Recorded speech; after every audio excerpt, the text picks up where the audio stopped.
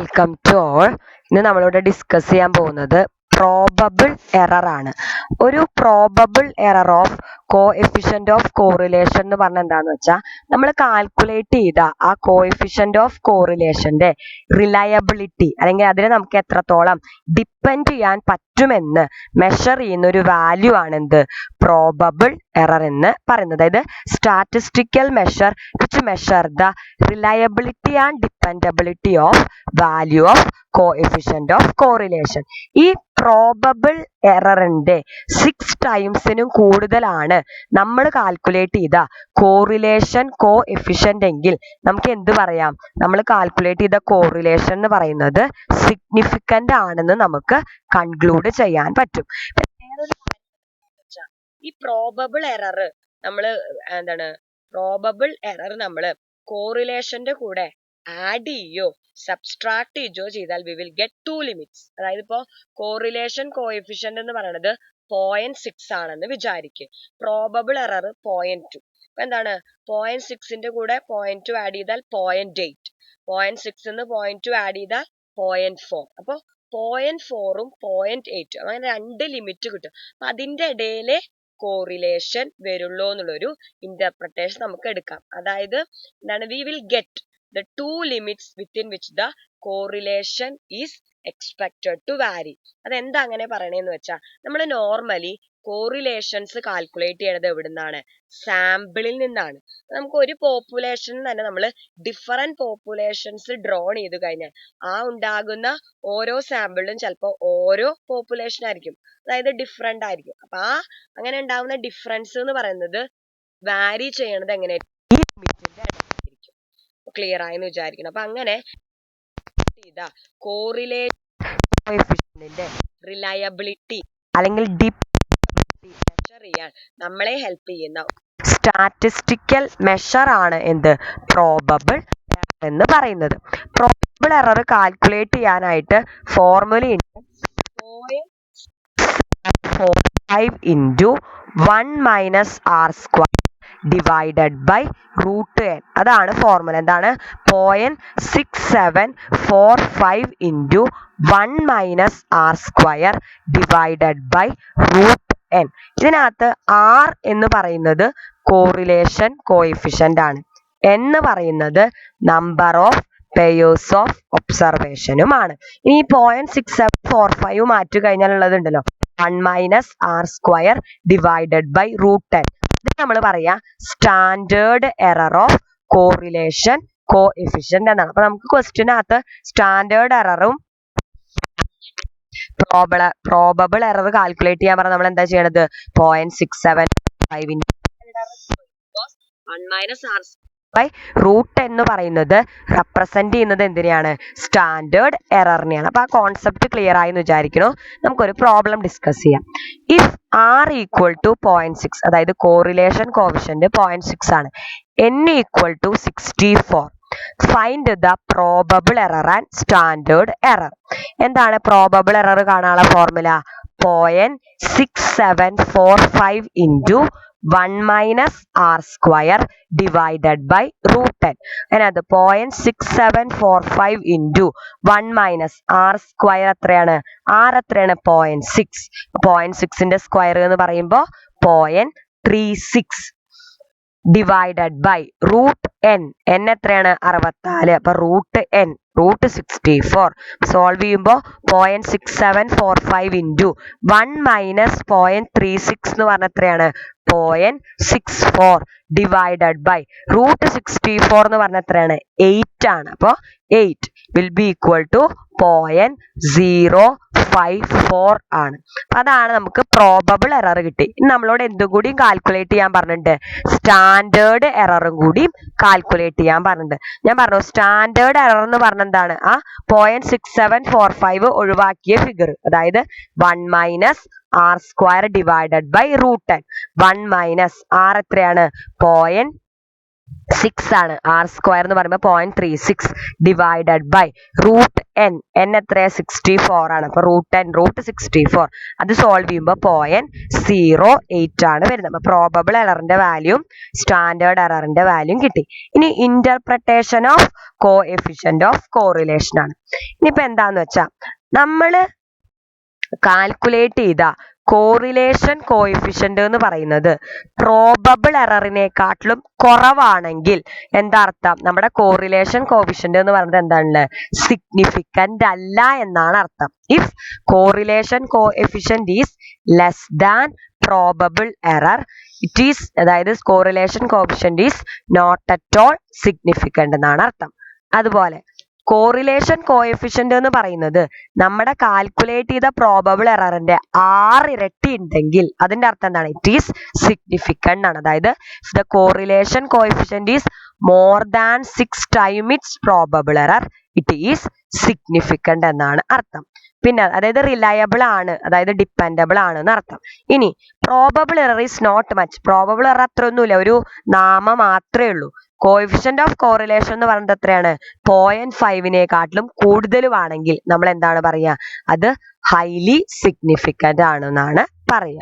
അപ്പൊ ക്ലിയർ ആയി എന്ന് വിചാരിക്കുന്നു എന്താണ് പ്രോബബിൾ എറർ എന്നും അതിന്റെ ഇന്റർപ്രിട്ടേഷൻ എങ്ങനെയാണ്. ഇനി നമുക്ക് ജസ്റ്റ് ഒരു പ്രോബ്ലം ചെയ്യണം നോക്കാം. അതിന്റെ ഇന്റർപ്രിട്ടേഷൻ കൂടി എഴുതാൻ വേണ്ടിയിട്ടാണ്. ജസ്റ്റ് ഒന്ന് നോക്കാം. The following table give the result of SSLC examination held in 1976. Age of the candidate 13, 14, 15, 16, 17, 18, 19, 20, 21. Percentage of failure തന്നിട്ടുണ്ട്. 39, 41, 43, 34, 37, 39, 49, 47, 55. Calculate coefficient of correlation and estimate probable error. അപ്പൊ നമ്മളോട് കോഎഫിഷ്യന്റ് ഓഫ് കോറിലേഷനും പ്രോബബിൾ എററും കാൽക്കുലേറ്റ് ചെയ്യാനാണ് പറഞ്ഞിരിക്കുന്നത്. അപ്പൊ നമ്മൾ എന്ത് ചെയ്യും? കോറിലേഷൻ ഓഫ് കോഎഫിഷ്യന്റ് ആദ്യം കാൽക്കുലേറ്റ് ചെയ്താലേ നമുക്ക് എന്ത് ചെയ്യാൻ പറ്റുള്ളൂ? പ്രോബബിൾ എറർ കാൽക്കുലേറ്റ് ചെയ്യാൻ. കാരണം അതിന്റെ ഫോർമുല ഉണ്ട് 1 - r² ഉണ്ട്. അപ്പൊ നമ്മൾ ആദ്യം എന്ത് കണ്ടുപിടിക്കുക? കോറിലേഷൻ കോഎഫിഷ്യന്റ് കാൽക്കുലേറ്റ് ചെയ്യാം. അത് കാൽക്കുലേറ്റ് ചെയ്യാൻ നമ്മൾ പഠിച്ചതാണ്. നിങ്ങൾക്ക് ഏത് മെത്തേഡ് വേണമെങ്കിലും ഉപയോഗിക്കാം. അസ്യൂംഡ് ഡീവിയേഷൻ ഉപയോഗിച്ച് കഴിഞ്ഞാൽ എന്താ ഉപകാരം എന്ന് വെച്ചാൽ ചെറിയ ചെറിയ വാല്യൂസിന്റെ മുകളിൽ നമുക്ക് സ്ക്വയർ കണ്ടാൽ മതി. അപ്പൊ ജസ്റ്റ് ഏജ് എടുത്തെഴുതുക, ഫെയിലിയർ എടുത്തെഴുതുക, എന്നിട്ട് ഏതെങ്കിലും നിങ്ങൾക്ക് ഇഷ്ടമുള്ള ഏതെങ്കിലും ഒരു മീന് എന്താണ് അസ്യൂംഡ് മീനായിട്ട് എടുക്കുക. ഇവര് ടെക്സ്റ്റിൽ എടുത്തിരിക്കുന്ന 17x മീനും എന്താണ് വൈയുടെ മീൻ എന്ന് പറയുന്നത് എത്രയാണ്? 43 ആയിട്ടാണ് ഇവര് അസ്യൂം ചെയ്ത്. നിങ്ങൾക്ക് ഏത് വേണമെങ്കിലും എടുക്കാം ഏകദേശം, അല്ലെങ്കിൽ നിങ്ങൾക്ക് എന്തെടുക്കാം? ആക്ച്വൽ മീൻ കണ്ടുപിടിച്ചിട്ട് അത് ഉപയോഗിക്കാം. ഇവിടെ ഇപ്പൊ തൽക്കാലം എക്സിന്റെ മീൻ 17ഉം വൈയുടെ മീൻ 43 എടുത്തുണ്ട്. അപ്പൊ എന്താണ് assumed mean? X minus assumed mean deviation നമ്മൾ കാണണം. എക്സ് മൈനസ് 17, അപ്പൊ 13 - 17, 14 - 17 -3, 15 - 17 -12, 16 - 17 -1, 17 - 17 0, 18 - 17 1, 19 - 17 2, 20 - 17 3, 21 - 17 4. അതായത് അസ്യൂംഡ് മീനിൽ നിന്നുള്ള ഡീവിയേഷൻ dx കാൽക്കുലേറ്റ് ചെയ്തു. അല്ലെങ്കിൽ ഇനി അടുത്തത് വൈക്ക് നമുക്ക് ഇഷ്ടമുള്ളത് എടുക്കാം. ഇവരിപ്പോ ഏകദേശം ഏറ്റവും വലിയ വാല്യൂ 39ഉം ചെറുത് 39ഉം വലുത് 55. അപ്പൊ ഏകദേശം അടുത്തുള്ളത് നടുവിൽ വരുന്നത് 43 ആണ് അതിന്റെ മിഡിൽ വാല്യൂ. അപ്പൊ അത് എടുത്തിട്ടുണ്ട്. അപ്പൊ നിങ്ങൾക്ക് ഏത് വേണമെങ്കിൽ എടുക്കാം കേട്ടോ, ഇറ്റ് ഡസന്റ് മാറ്റർ. അതിനനുസരിച്ച് ഡീവിയേഷൻ മാറുന്നുള്ളൂ. അപ്പൊ y minus assumed y bar ചെയ്യാം. 39 - 43 -4, 41 - 43 -2, 43 - 43 0, 34 - 43 -43 -9, 37 - 43 -43 -6, 39 - 43 -4, 49 - 43 -6, 47 - 43 4, 55 - 43 12. നമുക്ക് dxന്റെ ടോട്ടൽ 0 ആണ്. അപ്പൊ അതായത് 17 എന്ന് പറയുന്നത് ഇതിന്റെ ആക്ച്വൽ മീൻ ആണ്. ഡിവൈയുടെ ടോട്ടല് -3 ആണ്. ഇനി നമുക്ക് എന്താ നമ്മൾ ചെയ്യാറ്? dx ഇൻറ്റു dy കാൽക്കുലേറ്റ് ചെയ്യും. അപ്പോൾ -4 × -4 16, -3 × -2 6, 2 × 0 0, -1 × -9 9, 0 × -2 0, 1 × -4 -4, 2 × 6 12, 3 into 4 12, 4 into 12 48, ടോട്ടൽ ഇതിപ്പോൾ 99. നമുക്ക് എന്താ വേണ്ടത്? D X square. അപ്പൊ ഈ 4ന്റെ സ്ക്വയർ 16, 3ന്റെ സ്ക്വയർ 9, അങ്ങനെ എല്ലാ ഐറ്റത്തിന്റെ സ്ക്വയർ കാൽക്കുലേറ്റ് ചെയ്യാം. So we will get the total of 60. അതുപോലെ ഡി വൈ സ്ക്വയർ, വൈയുടെ സ്ക്വയറുകൾ 4ന്റെ സ്ക്വയർ 16, 2യുടെ സ്ക്വയർ 4, 0യുടെ സ്ക്വയർ 0, 9ന്റെ സ്ക്വയർ 89. അപ്പൊ അങ്ങനെ നമ്മൾ ഡി വൈ സ്ക്വയർ കാൽക്കുലേറ്റ് ചെയ്യാം. അതിന്റെ സോറി ഫോർ ദാറ്റ്, ഡി വൈയുടെ സ്ക്വയർ കാൽക്കുലേറ്റ് ചെയ്യാം. അതിന്റെ ടോട്ടല് ഡി വൈയുടെ സ്ക്വയർ കാൽക്കുലേറ്റ് ചെയ്യുക, അതിന്റെ ടോട്ടല് കണ്ടുപിടിക്കാം. അപ്പോൾ നമുക്ക് ആവശ്യമുള്ളതൊക്കെ നമ്മുടെ കോറിലേഷൻ കോഫിഷ്യന്റ് കാണാനുള്ള ഫോർമുല എന്താണ്?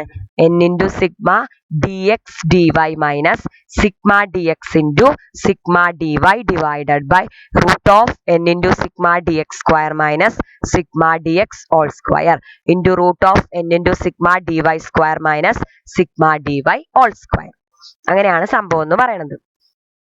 ഇനി എന്താണെന്ന് വെച്ചാൽ നമ്മൾ ഈ ഡി എന്തിനാ, നിങ്ങൾ വിചാരിക്കും നേരത്തെ പോലെ എക്സ് വെച്ചിട്ട് ചെയ്താൽ മതി. പക്ഷെ ഇവിടെ കണ്ടോ നിങ്ങൾ 13ന്റെ സ്ക്വയർ നമ്മൾ കണ്ടുവരും അല്ലെ. ഇതിപ്പോ ഡീവിയേഷൻ കണ്ട കാരണം നമ്മൾക്ക് എന്ത് ചെയ്താൽ മതി? 4ന്റെ സ്ക്വയർ കണ്ടുവന്നാൽ മതി. അപ്പോൾ ആ 13ന്റെ സ്ക്വയർ 39ന്റെ സ്ക്വയർ ഒന്നും കാണാൻ എളുപ്പമല്ലല്ലോ. അതുകൊണ്ടാണ് ഈ ഡീവിയേഷൻ മെത്തേഡ് ഉപയോഗിച്ചിട്ട് കൂടുതൽ കോറിലേഷൻ കോഎഫിഷ്യന്റ് കാൽക്കുലേറ്റ് ചെയ്യുന്നത്. ഫോർമുല അപ്ലൈ ചെയ്തു. എത്രയാണ്? എത്ര കിട്ടുക? 9 എണ്ണാണ് ഉള്ളത്. അപ്പൊ 9 into sigma D X D Y എത്രയാണ്? Sigma D X D Y 99 minus sigma D X എത്ര? 0 ഇൻറ്റു സിഗ്മ ഡി വൈ എത്രയാ? -3 ഡിവൈഡഡ് ബൈ റൂട്ട് ഓഫ് എത്രയാ? 9 into sigma D X square എത്രയാണ്? 60 minus sigma D X whole square എത്രയാണ്? 0ന്റെ square into root of 9 into sigma D Y എത്രയാണ്? D Y square 349 minus sigma D Y whole square -3യുടെ whole square. ഞാൻ വേഗം പറഞ്ഞു പോകണം, നിങ്ങൾക്ക് കോറിലേഷൻ കാണാൻ അറിയാലോ, നമ്മൾ ഡീറ്റെയിൽ ആയിട്ട് പറഞ്ഞതാണ്, അതുകൊണ്ടാണ് വെറുതെ കുറച്ച് സമയം കളയണ്ടല്ലോ. ഇനി 9 ഇൻറ്റു 99 മൈനസ് 0 അപ്പൊ എത്രയാണ്? 891 ഡിവൈഡഡ് ബൈ, ഇത് സോൾവ് ചെയ്താൽ റൂട്ട് 540, ഇത് സോൾവ് ചെയ്താൽ റൂട്ട് 3132. മൊത്തത്തിൽ ഇത് സോൾവ് ചെയ്താൽ 0.6852 ആണ് കിട്ടുക. അപ്പൊ കോറിലേഷൻ കിട്ടി. ഇത് നമുക്ക് എന്താ കണ്ടുപിടിക്കേണ്ടത്? പ്രോബബിൾ എറർ ആണ് നമുക്ക് കാൽക്കുലേറ്റ് ചെയ്യേണ്ടത്. പ്രോബബിൾ എറർ കാൽക്കുലേറ്റ് ചെയ്യാനുള്ള ഫോർമുല എന്താണ്? 0.6745 into 1 minus R square divided by root 10. ഇനി 0.6745 ഇൻറ്റു 1 മൈനസ് ആർ സ്ക്വയർ ആണ്. 0.6852 ആണ്. ഇതിന്റെ സ്ക്വയർ കണ്ടുപിടിക്കുക. 0.6852 ഇൻറ്റു 0.6852 ചെയ്താൽ മതി. അപ്പോൾ 0.4695 ആണ് divided by root 10 root 9.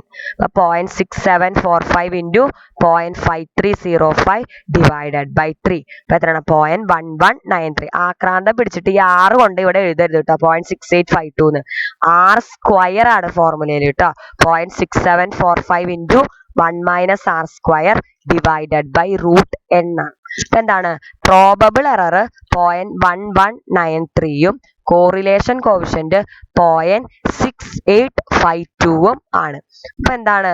Probable എററിനെക്കാട്ടിലും 6 times കൂടുതലാണ് എന്ത്? കോറിലേഷൻ എന്ന് പറയുന്നത്. അതായത് probable error is less than 6 times of correlation coefficient of probable error. അപ്പൊ അതിന്റെ അർത്ഥം എന്താണ്? കോറിലേഷൻ എന്ന് പറയുന്നത് സിഗ്നിഫിക്കന്റ് ആണെന്നാണ് അർത്ഥം. അപ്പോൾ പ്രോബബിൾ എററിന്റെ 6 ഇരട്ടിയേക്കാട്ടിലും കൂടുതൽ കോറിലേഷൻ ഉണ്ടെങ്കിൽ we can conclude that correlation is significant. അപ്പൊ ക്ലിയർ ആയെന്ന് വിചാരിക്കുന്നു. ഇനി അടുത്തൊരു പ്രോബ്ലം നമുക്ക് തന്നിട്ടുണ്ട്. എന്താണ്? പ്രോബബിൾ എറർ കാൽക്കുലേറ്റ് ചെയ്യാനാണ്. ജസ്റ്റ് എല്ലാ ഐറ്റംസും തന്നിട്ടുണ്ട്. ജസ്റ്റ് അത് കാൽക്കുലേറ്റ് ചെയ്തിട്ട്, പക്ഷെ ഇതിനകത്ത് ഒരു എക്സ്ട്രാ ചോദിച്ചിരിക്കുന്നത് ലിമിറ്റ് കണ്ടുപിടിക്കാൻ പറഞ്ഞിട്ടുണ്ട്. അതായത് within which the population correlation varies. അതായത് നമ്മൾ സാമ്പിളിൽ നിന്നാണ് കോറിലേഷൻ കണ്ടുപിടിച്ചത്. അപ്പോൾ പോപ്പുലേഷന്റെ കറക്റ്റ് കോറിലേഷൻ ആവണമെന്നില്ല. കാരണം നമ്മൾ കുറച്ച് സാമ്പിൾ എടുത്തുള്ളൂ. അപ്പൊ എന്താണ്? കുറച്ച് അങ്ങോട്ടും ഇങ്ങോട്ടും ഒക്കെ മാറാം. അപ്പൊ അങ്ങോട്ടും ഇങ്ങോട്ടും മാറാനുള്ള ലിമിറ്റ് ആണ് എന്ത് കണ്ടുപിടിക്കാൻ പറഞ്ഞിരിക്കുന്നത്. അപ്പൊ ലിമിറ്റ് എങ്ങനെ കണ്ടുപിടിക്കാൻ പറഞ്ഞേക്കണേ? കോറിലേഷന്റെ കൂടെ പ്രോബബിൾ എറർ ആഡ് ചെയ്താൽ we will get the highest limit. Probable error less ചെയ്ത് കഴിഞ്ഞാൽ V will get the lowest limit. നോക്കാം. Coefficient of correlation between two variables is calculated to be -0.98. Find the value of probable error. Correlation തന്നിട്ട് 0.98 negative ആണ് കേട്ടോ. And hence interpret the result. Result interpret ചെയ്യാൻ പറഞ്ഞിട്ടുണ്ട്. n എത്രയാണ്? 10. Find the limit within which population correlation में lies. അപ്പോൾ നമുക്ക് limit കണ്ടുപിടിക്കണമെങ്കിൽ നമുക്ക് എന്ത് വേണം? പ്രോബബിൾ എറർ കാൽക്കുലേറ്റ് ചെയ്യണം. പ്രോബബിൾ എറർ കാൽക്കുലേറ്റ് ചെയ്യാനുള്ള ഫോർമുല എന്താണ്? 0.6745 into 1 minus R square divided by root n ആണ്. ഇവിടെ 0.6745 ഇൻറ്റു 1 മൈനസ് ആർ സ്ക്വയർ ആണ്. ഇവിടെ എത്രയാണ്? 1 മൈനസ് -0.98 ഓൾ സ്ക്വയർ. മൈനസ് ആണെങ്കിലും സ്ക്വയർ ചെയ്യുമ്പോൾ അത് പോസിറ്റീവ് തന്നെ ആവും. 0.6745 ഇൻറ്റു 1 മൈനസ് 0.98ന്റെ സ്ക്വയർ കണ്ടുപിടിക്കുക. അതിന്ന് 1 മൈനസ് ആ സ്ക്വയർ ലെസ് ചെയ്ത് കഴിഞ്ഞാൽ വി വിൽ ഗെറ്റ് ദ 0.0396. ഒന്നുമില്ല, അത് കൺഫ്യൂഷൻ ആവേണ്ട കാര്യമൊന്നുമില്ല. എന്താണ്, ജസ്റ്റ് ഒന്ന് കാൽക്കുലേറ്റ് ചെയ്യാം. 0.98 ഇൻറ്റു 0.98 എത്രയാണ്? 0.9604 ആണ്. അപ്പോൾ 1 മൈനസ് 0.9604 ചെയ്താൽ വി വിൽ ഗെറ്റ് ദ 0.0396. അപ്പോൾ 0.6745 ഇൻറ്റു 0.0396 ഡിവൈഡഡ് ബൈ 3.162 ആണ്. അപ്പോൾ ആൻസർ എത്ര വരിക? 0.008447 ആണ്. എന്താണ് പ്രോബബിൾ എറർ എന്ന് പറഞ്ഞാൽ വളരെ സ്മോൾ ആണ്. 2 0 കഴിഞ്ഞിട്ടുള്ളതല്ലേ, വളരെ സ്മോൾ ആണ്. കോറിലേഷൻ കോഫിഷ്യന്റ് എന്ന് പറയുന്നതോ നെഗറ്റീവ് ആണ്, അതായത് നെഗറ്റീവ് ആണ്. അതായത് 0.5നേക്കാട്ടിലും കൂടുതലാണല്ലോ. അപ്പൊ എന്താണ്, ഇത് സിഗ്നിഫിക്കന്റ് ആണെന്നാണ് പറയുന്നത്. വളരെ നോമിനൽ എറർ മാത്രമാണ് നമുക്ക് ഉള്ളൂ. നമ്മളോട് ലിമിറ്റ് കണ്ടുപിടിക്കാൻ പറയുന്നത്. ലിമിറ്റ് എങ്ങനെ കണ്ടുപിടിക്കുക? കോറിലേഷൻ കോഫിഷ്യന്റിന്റെ കൂടെ പ്രോബബിൾ എറർ ആഡ് ചെയ്താൽ we will get the highest limit, less ചെയ്താൽ we will get the lowest limit.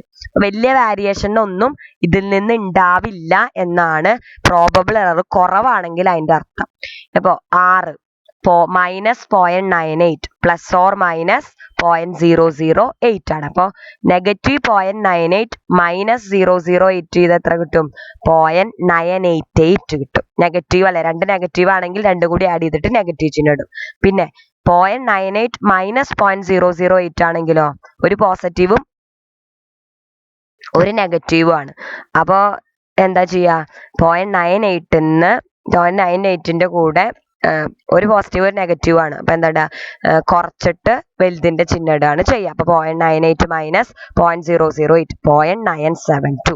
So we will get the limits. അപ്പൊ കോറിലേഷൻ കോഎഫിഷ്യന്റെ കൂടെ പ്രോബബിൾ എറർ ആഡ് ചെയ്യോ അല്ലെങ്കിൽ കുറയ്ക്കോ ചെയ്താൽ we will get the limit within which the correlation of population will fall. അപ്പോൾ നമുക്ക് ഈ പ്രോബബിൾ എറർ എന്ന് പറഞ്ഞാൽ നമ്മുടെ സാമ്പിളിന്റെ റിലയബിലിറ്റി മെഷർ ചെയ്യാനുള്ള ഏറ്റവും നല്ല ഒരു സ്റ്റാറ്റിസ്റ്റിക്കൽ മെഷർ. കാരണം പ്രോബബിൾ എറർ കുറവാണെങ്കിൽ അതിന്റെ അർത്ഥം എന്താണ്? ഈ കോറിലേഷൻ തന്നെ ആയിരിക്കും എന്താണ് പോപ്പുലേഷന്റെ കോറിലേഷൻ എന്നാണ്. അല്ലെങ്കിൽ ചെറിയൊരു വാരിയേഷൻ ഉണ്ടാവുള്ളൂ. ആ വാരിയേഷൻ നമുക്ക് ഇത് ആഡ് ചെയ്യും കുറയ്ക്കും ചെയ്ത് കഴിഞ്ഞാൽ അത് കിട്ടും ചെയ്യും. ഇനിയുള്ളത് നമുക്ക് വേറൊരു ക്വസ്റ്റ്യൻ ആണ്. If r equal to 0.89 probable error എന്ന് പറയുന്നത് 0.023 find the value of n. ഇവിടെ നമുക്ക് ആറും പ്രോബബിൾ എററും തന്നാണ്. നമുക്ക് കണ്ടുപിടിക്കേണ്ടത് എത്രയാണ്? n ആണ്. നമുക്ക് പ്രോബബിൾ എററിന്റെ ഫോർമുല എന്താ? 0.6745 into 1 minus R square by root n. Probable error എത്രയാണ്? 0.023. അപ്പോൾ 0.023 വിൽ ബി ഈക്വൽ ടു, അല്ലെങ്കിൽ ഇത് ഫോർമുലയിൽ തന്നെയാണ് ചെയ്തിരിക്കുന്നത്. അപ്പോൾ അങ്ങനെ ചെയ്യാം നമുക്ക്. പ്രോബബിൾ എറർ അപ്പൊ നമുക്ക് n ആണ് കണ്ടുപിടിക്കേണ്ടത്. അപ്പൊ n ഇങ്ങോട്ട് വരണം, അടിയിൽ കടന്നാൽ ശരിയാവില്ല. അപ്പൊ ഇത് ഇങ്ങോട്ട് വരുമ്പോ probable error into root n will be equal to 0.6745 into 1 minus R square. ഇനി റൂട്ട് n, അപ്പൊ റൂട്ട് n ഈക്വൽ ടു ഈ പ്രോബബിൾ എററിനെ അടിയിലേക്ക് കൊണ്ടുപോകാം. അപ്പൊ എന്താണ് root n into probable error എന്ന് പറയുന്നത് 0.6745 ഇൻറ്റു 1 മൈനസ് ആർ സ്ക്വയർ ആണ്. ഇനി നമുക്ക് എന്താണ് റൂട്ട് n എത്രയാണ്? റൂട്ട് n എത്രയാണ് വരിക? ഈ പ്രോബബിൾ എറർ അങ്ങോട്ട് കൊണ്ടുപോകാം. 0.6745 into 1 minus R square by root n. അപ്പൊ 0.6745 ഇൻറ്റു 1 മൈനസ് ആർ എത്രയാണ് തന്നിരിക്കുന്നത്? 0.89 ആണ്. അപ്പൊ 0.89ന്റെ സ്ക്വയർ അത് 0.7921 ഡിവൈഡഡ് ബൈ PE ഇത് തെറ്റ് എഴുതിയിരിക്കുന്നത് കേട്ടോ. ഇവിടെ പി ആണ്. പി എത്രയാണ്? 0.023 ആണ്. അപ്പോൾ 0.6745 ഇൻറ്റു ഇത് 1 minus 0.7921 0.2079 divided by 0.023 will be equal to 6. ഒന്നുമില്ല, നമ്മൾ ജസ്റ്റ് ആ പ്രോബബിൾ എററിന്റെ ഫോർമുല എഴുതാം. അപ്പോൾ ഫോർമുലയിൽ നമുക്ക് ഇവിടെ പ്രോബബിൾ എറർ ആണെങ്കിൽ പ്രോബബിൾ എറർ ഈക്വൽ ടു ഇങ്ങനെ എഴുതിയത്. ഇവിടെ നമുക്ക് √10 ആണ് വേണ്ടത്. അപ്പൊ √10നെ അങ്ങോട്ട് കൊണ്ടുപോകണം. ഇവിടെ ക്രോസ് മൾട്ടിപ്ലൈ ചെയ്താൽ മതി. ഒറ്റ സ്റ്റെപ്പിൽ നമുക്ക് എഴുതാൻ പറ്റും. √10നെ അങ്ങോട്ട് കൊണ്ടുപോവുക. ക്രോസ് മൾട്ടിപ്ലൈ ചെയ്യുമ്പോൾ എന്താ വരിക? √10 will be equal to 0.6745 into 1 minus R square. അപ്പോൾ ഇവിടുത്തെ പി ഇങ്ങോട്ട് വരും. Divided by P. ഇത് ജസ്റ്റ് ആ വാല്യൂ കൊടുക്കും. ഇവിടെ തെറ്റാണ്. √10 അല്ല, ഇവിടെ പി ഇ ആണ് കേട്ടോ. ഇത് അങ്ങോട്ട് പോയി, ഇത് ഇങ്ങോട്ട് പോയി. അപ്പോൾ സോൾവ് ചെയ്യുമ്പോൾ 6 കിട്ടി. അപ്പോൾ 6 എന്ന് പറയുന്നത് √10 ആണ്. √10 ആണ് 6. We want n. അപ്പൊ എന്താണ്? ഈ റൂട്ട് സമത്തിന്റെ പുറത്തേക്ക് പോകുമ്പോൾ സ്ക്വയർ ആവും. എന്ന് പറയുമ്പോൾ 6ന്റെ സ്ക്വയർ എത്രയാണ്? 36. ക്ലിയർ ആയി എന്ന് വിചാരിക്കുന്നു. എന്തെങ്കിലും ഡൗട്ട്സ് ഉണ്ടെങ്കിൽ ചോദിക്കുക. പ്രോബ്ലംസ് വർക്ക്ഔട്ട് ചെയ്യുക കേട്ടോ. നോട്ട്. Thank you.